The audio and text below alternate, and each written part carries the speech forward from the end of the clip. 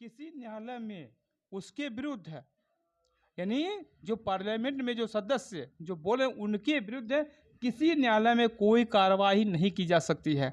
इस तरीके से अगर भारत का संविधान का अनुच्छेद 105 देखा जाए तो स्पष्ट रूप से कहा है, उसके बारे में कोई आपत्तिजनक कोई टिप्पणी, अभद्रता या कोई चीज़ करता है तो उसके खिलाफ SC/ST एक्ट के तहत FIR दर्ज हो सकती है।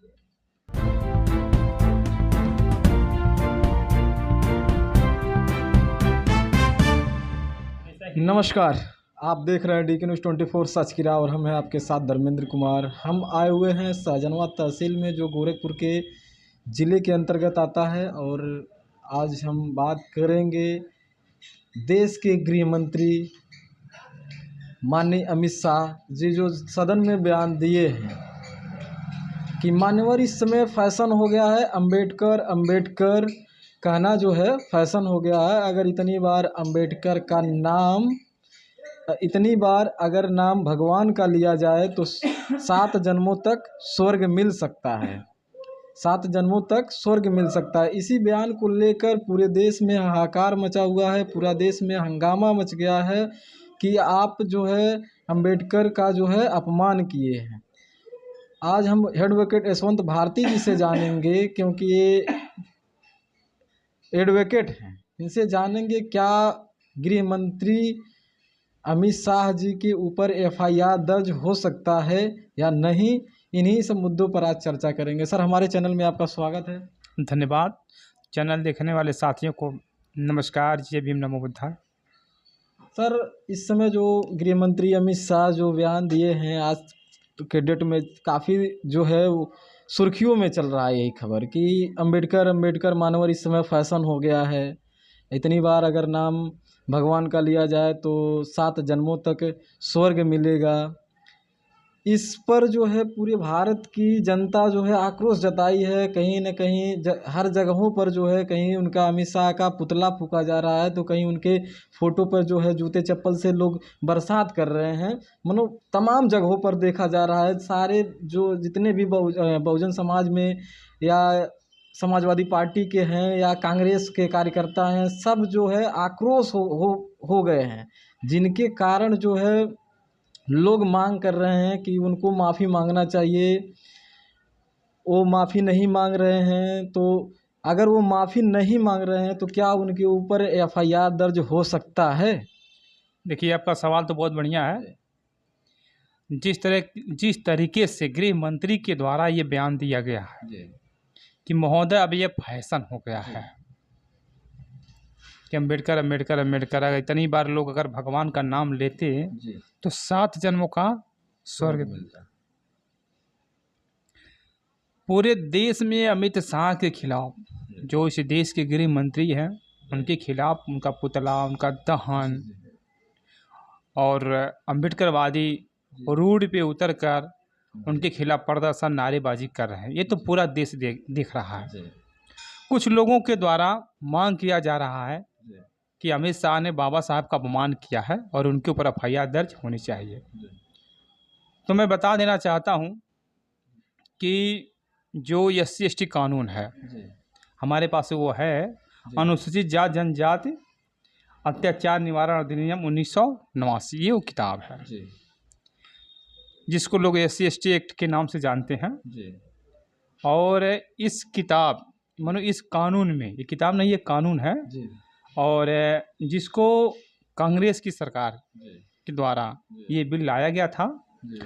उस समय राजीव गांधी जी थे और राजीव गांधी जी ने इस बिल को लाया था और BP जो गिरी की सरकार बनी उसमें इस कानून को लोगों ने लागू किया था।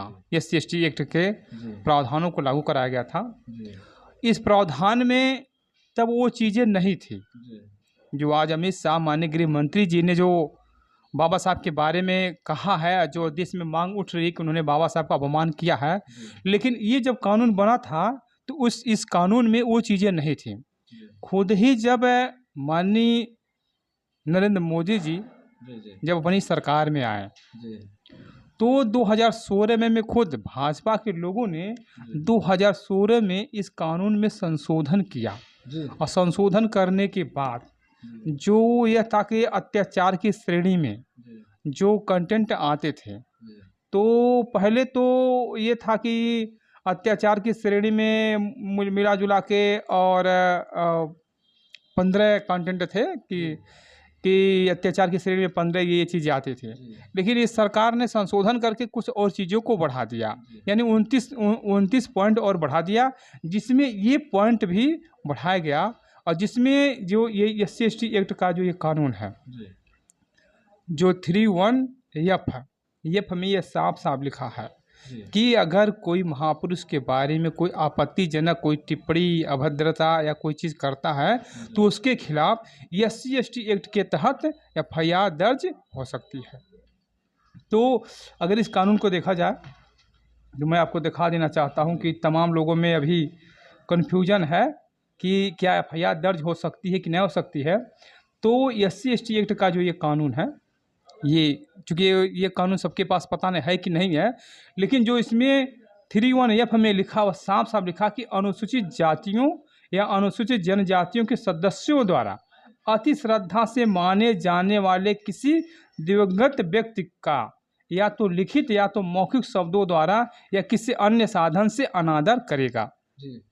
तो देखिए स्पष्ट लिखा है कि अनुसूचित जातियों अनुसूचित जनजातियों के सदस्यों द्वारा अति श्रद्धा से माने जाने वाले किसी दिवंगत व्यक्ति का। तो डॉक्टर अम्बेडकर को पूरा दलित, शोषित, पीड़ित समाज के लोग भाई श्रद्धा से मानते हैं। बाबा साहब दिवंगत भी हो चुके हैं और दलितों के, पिछड़ों के मसीहा, दलित, शोषित, वंचितों की भगवान। तो ये 31F स्पष्ट रूप से कहता है कि अगर अनुसूचित जात का कोई व्यक्ति है, उसके किसी महापुरुष के ऊपर जिनकी उनकी श्रद्धा है, उनके ऊपर अगर कोई अनादर वाला शब्द कहता है, अपमान शब्द कहता है, तो उनके ऊपर SC/ST एक्ट के तहत FIR दर्ज हो सकती है। कहा सर कि SC/ST के तहत जो है FIR दर्ज हो सकती है। जी, हो सकती है। तो क्या उनकी गिरफ्तारी हो सकती है? मान ले रहे हैं वो मंत्री हैं, मंत्रियों के खिलाफ FIR दर्ज अगर हो सकता है SC/ST के तहत, तो क्या उनको गिरफ्तार किया जा सकता है या संविधान में ऐसा कोई प्रावधान है कि मंत्रियों को जो है गिरफ्तार किया जा सकता है, सुझाव दिया जा सकता है, यानी क्या प्रावधान है इसमें? देखिए जी, अगर SC/ST एक्ट में जो प्रावधान है, जो अभी हमने बताया कि 31F में जो भाजपा की सरकार ने अपने ही शासनकाल में संशोधन करके इस प्रावधान को रखा और अपने ही इस प्रावधान में गृह मंत्री अमित शाह जी खुद ही फंस गए हैं। तो FIR तो दर्ज हो सकती है कि SC/ST एक्ट के 31F में जो प्रावधान है उसके तहत FIR दर्ज हो सकती है। रह गई गिरफ्तारी की बात और सजा का प्रावधान, तो मैं बता दूं जो इसमें गिरफ्तारी है कि 6 माह का कारावास, ठीक है ना, प्लस जुर्माना। तो भारत के संविधान में चूंकि अमित शाह जी देश के गृह मंत्री हैं और उन्होंने जो अपनी बात कही है वो सदन में कही है, सदन के बाहर तो उन्होंने नहीं कुछ बोला है। रिकॉर्ड भाई जो भी चीज़ उन्होंने बोला है सदन में बोला है। तो हमें ये देखना है कि भारत के संविधान में सदन के भीतर कोई मंत्री, कोई उस संसद का सदस्य अगर कुछ वक्तव्य देता है, कोई भाषण देता है, तो क्या उसके खिलाफ FIR होगी कि नहीं होगी? होगी तो गिरफ्तारी होगी कि नहीं होगी? तो ये बहुत बड़ा मसला है। इसके लिए हमको भारत के संविधान को बहुत ही बारीकी तरीके से समझने की ज़रूरत है। तो सबसे पहले देखिए, मेरे पास भारत के संविधान की किताब है। अगर इस संविधान का अनुच्छेद 105 पढ़ा जाए, पहले हम लोग 105 देखते हैं कि क्या देश के गृह मंत्री को इस संविधान के अंतर्गत कुछ उनको बचाव किया जा सकता है कि नहीं मिल सकती है। देखिए, अनुच्छेद 105 कहता है कि संसद के सदनों की तथा उनके सदस्यों और समितियों की शक्तियां और विशेषाधिकार, यानी एक जो संसद के सदस्य हैं उनको एक विशेषाधिकार दिया गया है। और इस प्रावधान में साफ साफ लिखा है, स्पष्ट लिखा है, मैं पढ़ के बता दूं कि लिखा है कि संसद में या उसकी किसी समिति के संसद के किसी सदस्य द्वारा कही गई किसी बात या दिए गए किसी मत के संबंध में उसके विरुद्ध किसी न्यायालय में कोई कार्यवाही नहीं की जा सकती, नहीं की जाएगी। यानी स्पष्ट रूप से भारत का संविधान का अनुच्छेद 105 कह रहा है कि पार्लियामेंट के अंदर यानी संसद के अंदर किसी संसद के किसी 10 सदस्य द्वारा या मंत्री के द्वारा अगर कोई बात कही जाती है, कोई बात कही जाती है तो किसी न्यायालय में उसके विरुद्ध है, यानी जो पार्लियामेंट में जो सदस्य जो बोले उनके विरुद्ध किसी न्यायालय में कोई कार्रवाई नहीं की जा सकती है। इस तरीके से अगर भारत का संविधान का अनुच्छेद 105 देखा जाए तो स्पष्ट रूप से कह रहा है कि गृह मंत्री जी जो सदन में अपनी बात रखे हैं उस सदन की कार्यवाही के अनुसार ये स्पष्ट रूप से प्रावधान बता रहा है कि उनके विरुद्ध न्यायालय में कोई भी कार्रवाई नहीं हो सकती। अब आप सोच लीजिए, भारत का संविधान का अनुच्छेद 105 और 122 देख लीजिए। 122 क्या कहता है आपको दिखा दें। संविधान का अनुच्छेद 122 बता रहा है कि न्यायालयों द्वारा संसद की कार्रवाइयों की जांच न किया जाना, यानी संसद में जो कार्रवाई हो रही है कोई भी न्यायालय उस कार्रवाई की जांच नहीं कर सकता। ये स्पष्ट रूप से लिखा है। सुन देख लीजिए क्या लिखा है।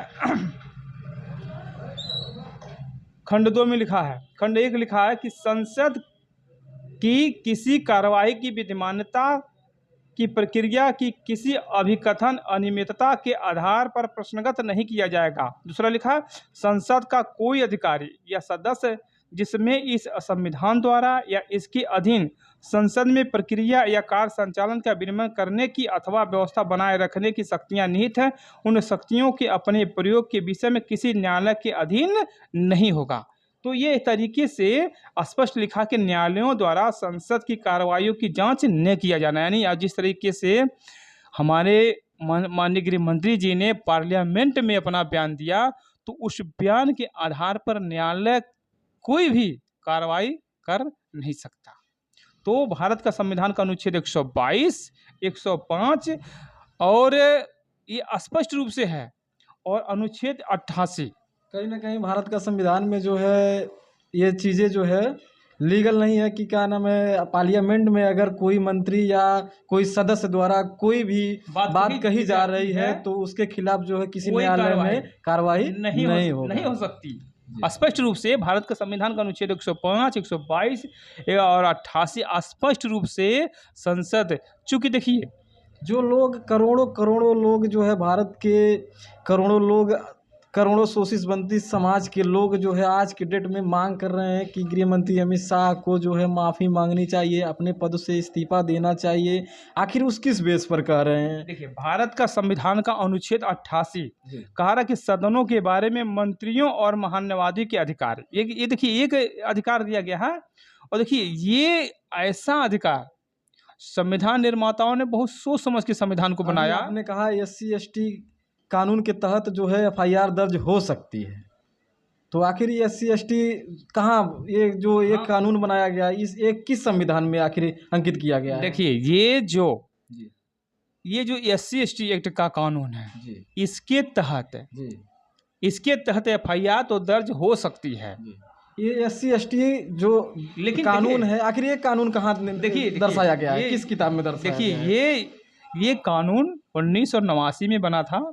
राजीव गांधी की उस समय सरकार थी और BP सिंह की सरकार ने इसको लागू कराया था।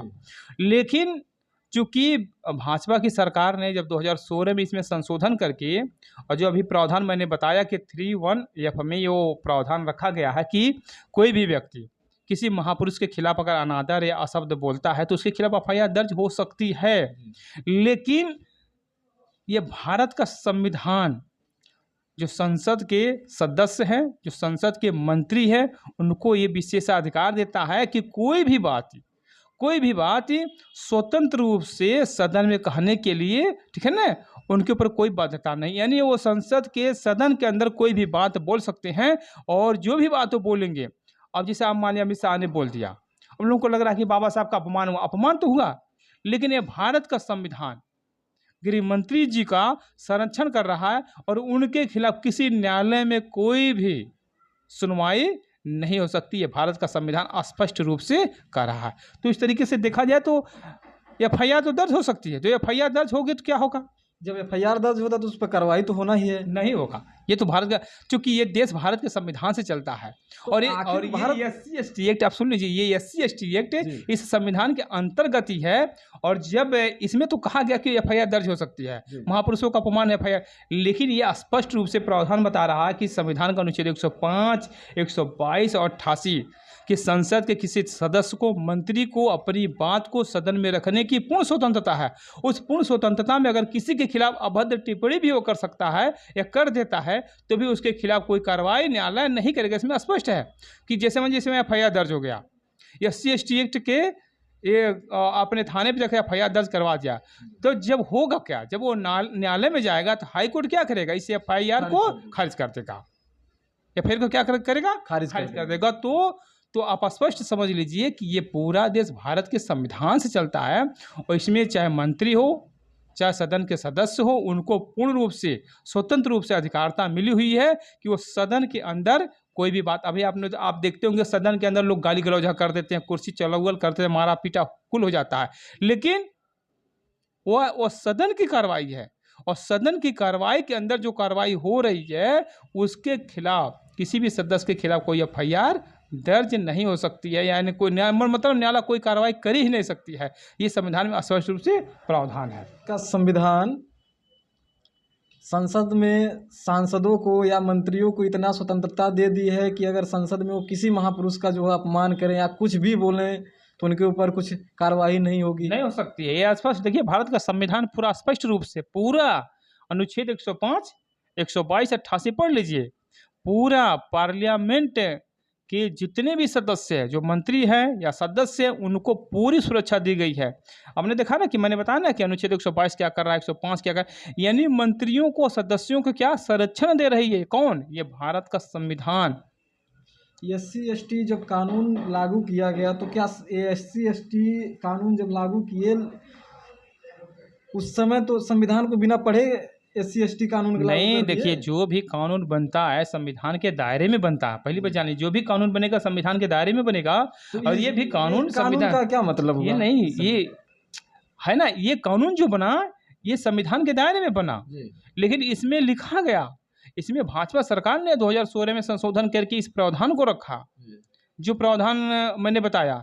लेकिन भारत के संविधान में ये व्यवस्था दी गई है कि संसद का कोई सदस्य है, कोई मंत्री है, या उन समितियों का कोई सदस्य है, और सदन में वो जो कुछ भी बोलता है, ठीक है ना, उसके खिलाफ न्यायालय कोई कार्रवाई नहीं करेगा। स्पष्ट रूप से है। और जिन लोगों को इस बारे में जानकारी नहीं, उन लोगों को इस भारत का संविधान पढ़ना चाहिए कि आखिर में संविधान निर्माताओं ने ऐसा इस संविधान को क्यों बनाया कि पार्लियामेंट के अंदर कोई भी सदस्य, पार्लियामेंट के अंदर कोई भी मंत्री कुछ भी किसी महापुरुष, अभी आप देख रहे हैं ना, किसी महापुरुष के ऊपर अभी कर सकता है। अभी देखिए, इसके पहले लोगों ने नेहरू जी के ऊपर तमाम तरह के लोगों ने आक्षेप लगाया। इसके पहले अन्य महापुरुषों के बारे में तमाम, ठीक है ना, बीजेपी के नेताओं ने तमाम तरह के आक्षेप लगाए, लेकिन फिर भी कोई कार्रवाई नहीं हुई। क्यों? क्योंकि भारत का संविधान का अनुच्छेद 105, 122 और 88 उनको क्या विशेषाधिकार दे रहा है, और पार्लियामेंट में बोलने के लिए स्वतंत्र है, यानी वो कुछ भी बोल सकते हैं, उनके खिलाफ कोई कार्रवाई नहीं हो सकती है।